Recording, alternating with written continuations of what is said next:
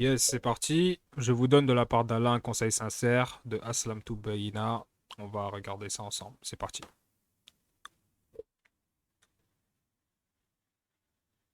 Comme un ami qui ayant pris conscience du danger, je suis pour toi, de la part d'Allah, un conseiller sincère. Bon, ça sert à Comme rien. un ami qui ayant Voilà. pris conscience du danger auquel tu t'exposes te dit, descends de ce train qui mène à la mort certaine. Je ne te parle pas ici d'une mort charnelle, car toute âme doit la goûter, mais d'éviter d'être de ceux qui auront part à la seconde mort. Il y a un train qui sillonne le monde depuis l'origine et dans lequel la majorité des enfants d'Adam montent. Chaque wagon de ce train a son propre décor, aux couleurs des différentes ruses de l'ennemi. Tu veux croire à la promesse du sunnisme? Il y a un wagon qui lui est dédié, couvert des hadiths traditionnels les plus séducteurs. Tu veux croire à la promesse du coranisme? Il y a un wagon pour toi, couvert de versets du Coran, excluant toute autre part de l'écriture. Tu veux croire à la promesse du christianisme? Il y a un wagon pour toi, rempli d'un prétendu Saint-Esprit. Tu veux croire au judaïsme? Il y a un wagon pour toi, talmudisé, kabbalisé, etc. Les voyageurs de chaque wagon disent, voici, c'est ici, le parti du Créateur. Monte avec nous. Pourquoi refuserais-tu d'avoir accès à la vraie vie? Et quiconque monte dans un de ces wagons meurt, choisissant de prendre pour défenseurs ceux qui font passer de la lumière aux ténèbres. Voilà pourquoi je te dis, descends, car Allah est le défenseur de ceux qui ont la foi, et il les fait sortir des ténèbres à la lumière. Descends, car nombreux sont ceux qui passent d'un wagon à l'autre, pensant avoir échappé à la conjecture de Satan le banni. Je connais moi-même des salafistes qui sont passés dans le wagon du coranisme, des sunnites qui sont passés dans le wagon du christianisme, des chrétiens qui sont passés dans le wagon du sunnisme. Et lorsque je leur dis descendez, écoutez ce conseil sincère, ils me répondent, si tu ne montes pas avec nous, tu seras châtié par le Seigneur des mondes, le Seigneur de l'univers. Moi, je ne crains pas le blâme des blâmeurs, mais je dois vous avertir. L'élu du grand trompeur vient, et il va prendre les manettes de ce train. Tout est orchestré pour que vous le receviez comme un sauveur, comme l'homme providentiel, qui vous dira, d'une certaine manière, comme le chanteur Alpha Blondy, faisons la peau à ceux qui ont mis le feu à notre paradis pour que nous puissions en jouir. Seulement, cette présente vie n'est pas un paradis terrestre, comme le promettent bon nombre d'idéologies. C'est un terrain de lutte. Alors, cherche plutôt à sauver ton âme, car quiconque lutte ne lutte que pour lui-même. À quoi te servirait un paradis en cette présente J'adore ce qu'il a dit là. vie qui serait la cause fermant devant toi les portes du paradis de la vie dernière? Ne ferais-tu pas l'inverse du bon commerce auquel Allah te convie? La chair fait la guerre à l'âme de bien des manières.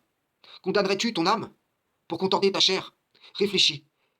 Si pour ce qu'offre cette présente vie, tu es prêt à vendre ta place auprès d'Allah, ceci est la preuve que tu as dépassé les limites en préférant cette vie à la demeure de la stabilité Mhm. auquel Allah te convie.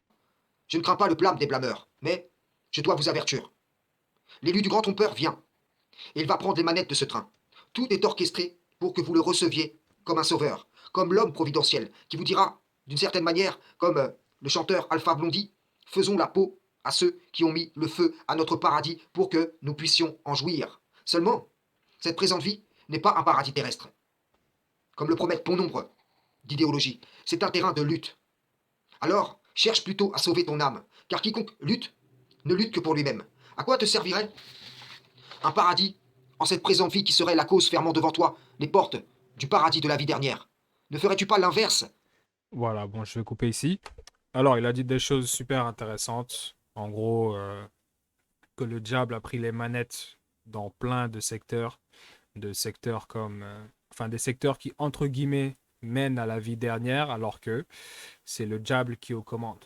Les gens pensent que, voilà, ils sont dans un mauvais wagon, en fait. Et Aslam Tour remet les pendules à l'heure en disant, en fait, descendez de ce wagon parce que vous savez pas qui est à la tête de ce wagon. Vous êtes là assis, vous êtes là, vous passez du bon temps, ça a l'air super cool et tout. Mais il y a un imposteur à la tête du wagon qui fait que vous foncez droit dans le mur. Et j'aime beaucoup ce qu'il a dit en disant, on est dans un terrain de lutte. On est là pour lutter. Et ça m'a fait une piqûre de rappel parce que c'est tellement vrai en fait.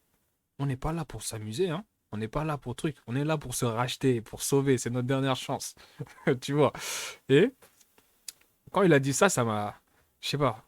Ma tête, elle a dit, mais c'est vrai. Et c'est un rappel en fait. Le rappel profite aux croyants, mais c'est tellement vrai ce qu'il a dit. Euh, le message à retenir, c'est remettons-nous en question à tout temps, à toute époque.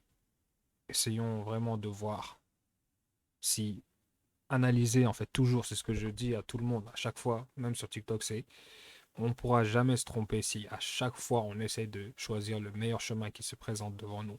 Et si vraiment c'est le meilleur chemin, on le verra parce qu'on est des musulmans. Quand en fait, on a un cœur pur. On veut pas, on veut juste se sauver, nous.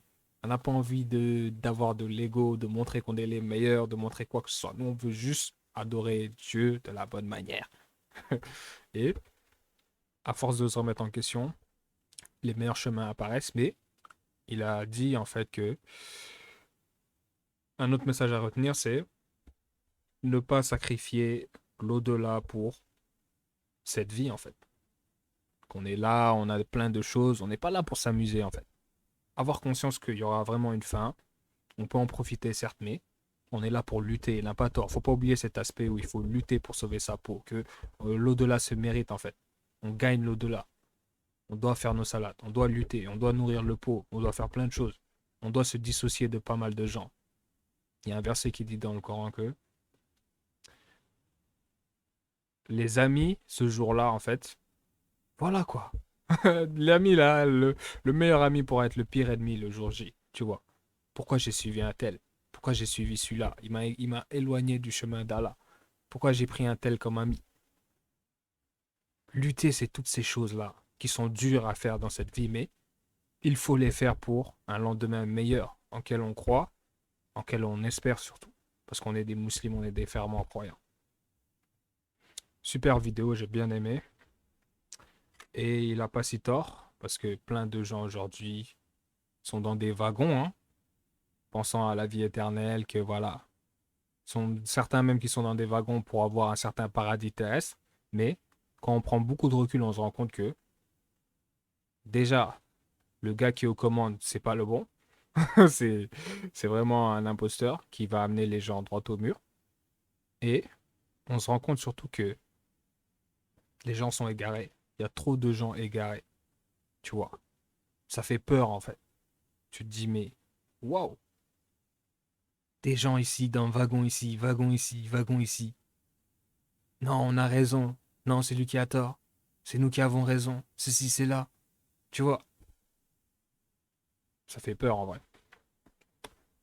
Pour dire encore une fois que dans le christianisme, dans le judaïsme, dans l'islam, il a parlé de sunnisme, de gens qui ont quitté ceci, ce wagon pour aller dans ce wagon, alors qu'il faudrait descendre des wagons, tu vois, c'est malheureux. Mais c'est véridique et très bon rappel, j'ai bien aimé.